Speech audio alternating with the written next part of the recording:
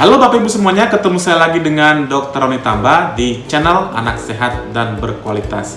Kali ini kita akan membahas tentang istilah MPASI yang benar. Apa sih yang sebenarnya makna dari istilah MPASI itu? Ya, jadi mungkin saja bagi Bapak Ibu lebih familiar dengan istilah MPASI menu 4 bintang. Ada juga yang familiar dengan menu lengkap. Ada juga yang familiar dengan menu 4 kuadran. Nah, sesungguhnya apa sih maknanya dan apa inti daripada istilah-istilah tersebut ya? Jadi bagi Anda Bapak Ibu yang mungkin saja baru pertama kali menyimak materi kami, jangan lupa klik subscribe-nya ya, like dan boleh di-share kepada orang lain agar semua orang mendapatkan materi dan tentunya manfaat yang sama. Yuk kita mulai pembahasannya. Sebenarnya istilah menu 4 bintang, menu lengkap, menu 4 kuadran ini merupakan istilah yang bagus untuk mengedukasi para orang tua agar apa? Agar nutrisi yang didapatkan atau nutrisi yang kita berikan pada bayi kita itu cukup. Nah, itu dulu ya, artinya kalau kita menggunakan istilah itu silahkan untuk mengedukasi. Tapi sebagai pembelajaran kita, apa sih ya sesungguhnya yang direkomendasikan oleh WHO ya? Kita lihat pada slide ini ya, bahwa WHO mengatakan good nutrition itu adalah adequate dan well balanced. Artinya cukup dan juga seimbang. Cukup artinya tidak kelebihan dan juga tidak kekurangan. Kalau kelebihan nanti anaknya jadi obes, sedangkan kalau misalnya kekurangan anaknya jadi malnutrisi dan juga stunting. Sedangkan seimbang ini artinya antara bahan makanan yang satu dan yang lainnya sudah ada porsi-porsinya, ada proporsinya. Contoh, pada bahan makanan anak itu kan ada yang namanya karbohidrat, ada protein, ada lemak.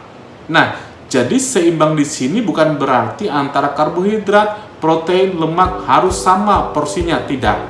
Tapi ada bagian-bagian tertentu memang lebih banyak dibandingkan yang lain.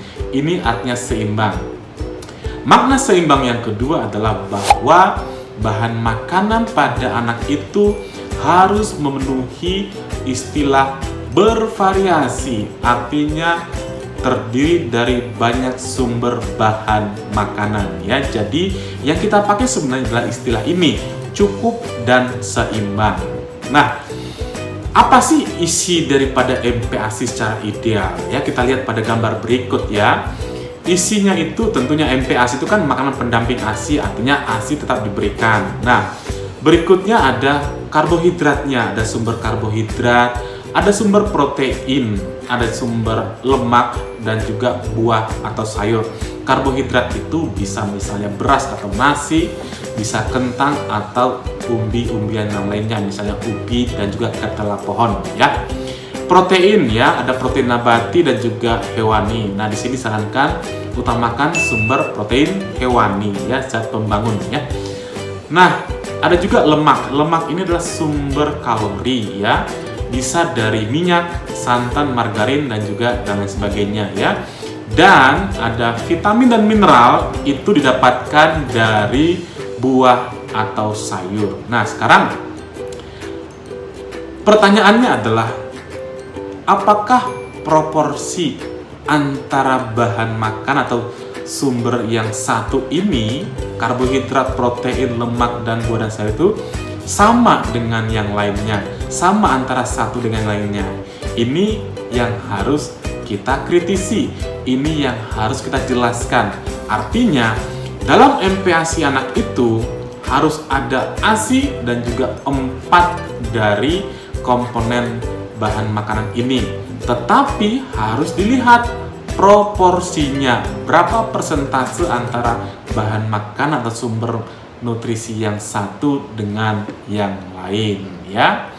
Coba kita lihat misalnya, kalau misalnya kita baca itu menu 4 bintang ya, di sini ada nih bintang pertama nasi plus jagung, ini kan sumber karbohidrat ya. Ayam sumber protein hewani, tempe sumber protein nabati ya. pucuk labu siam atau jeruk, ya ini vitamin dan mineral. Nah, sekarang kelemahan daripada menu 4 bintang ini. Yang pertama, dia tidak ada menekankan atau penambahan dari lemak. Jadi sumber lemaknya mana? Nah, sedangkan lemak ini sangat banyak fungsinya. Fungsi yang pertama adalah sebagai sumber dari asam lemak esensial. Asam lemak esensial ini sangat dibutuhkan oleh tubuh si anak, terutama otaknya. Pernah dengarkan istilah AA dan DHA? Itu dapatnya dari lemak. Nah, yang kedua adalah sumber atau meningkatkan energi. Kita tahu bahwa lemak itu kalorinya sangat tinggi, bahkan hampir 2 kali kalori dari karbohidrat dan juga protein. Dan yang ketiga adalah menambah cita rasa. Jadi ini adalah kelemahan pertama dari istilah menu 4 bintang. Nah, kelemahan kedua adalah bagaimana proporsinya. Jadi sebagai orang tua mungkin saja, yang penting ada karbonya, yang penting ada proteinnya, yang penting ada lemaknya. Whatever lah proporsinya, yang penting ada. Nah, ini yang kita kritisi dari istilah menu 4 bintang, ya. Kemudian istilah menu lengkap, ya. Menu lengkap ini tentunya sangat memperhatikan sumber bahan makanan, ya. Bahan makanan yang mengandung makronutrisi dan juga mikronutrisi. Jadi di sini sudah lebih menekankan ke aspek yang lebih lengkap dan yang lebih detail, yaitu harus mengandung bahan makanan yang mengandung mikronutrisi, misalnya zat besi, ya, seng, vitamin A dan lain sebagainya. Tapi kelemahannya juga pada menu lengkap ini tidak menekankan pada aspek proporsinya, ya. Proporsinya penting, ya. Proporsi itu penting agar semua kebutuhan nutrisi anak ini cukup dan tidak berlebih, ya. Jadi ini kelemahan daripada istilah menu lengkap ini. Nah, jadi berapa sih proporsi yang benar ketika kita memberikan makan pada anak? Ingat, misalnya nih, pada makronutrisi, ya, usia 6 sampai 8 bulan, 9 sampai 12, 12 sampai 23. Jadi MPASI kan sampai usia 24 bulan, ya. 6 sampai 24 bulan. Nah, di sini kita lihat bahwa prosentase daripada proteinnya itu adalah 20%. Sedangkan persentase lemaknya 45%. Nah, berapa karbohidratnya? Ya kurang lebih antara 40% juga. Jadi ini yang harus kita tekankan, ini yang harus kita perhatikan agar yang namanya MPASI anak itu cukup dan seimbang. Jangan sampai ada istilah orang tua, "Dok, anak saya makannya sudah banyak, tapi beratnya kok nggak naik-naik ya? Dok, anak saya makannya lahap, tapi kok masih anemia ya?" Nah, ini karena apa? Karena tidak memperhatikan dari segi proporsi. Ini dari kandungan makronutrisinya.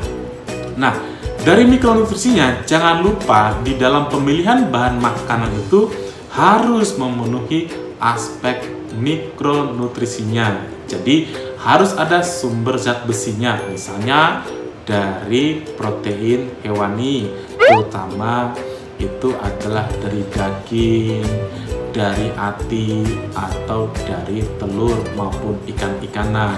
Harus ada sumber vitamin A-nya, ya. Dari mana? Dari buah dan sayur.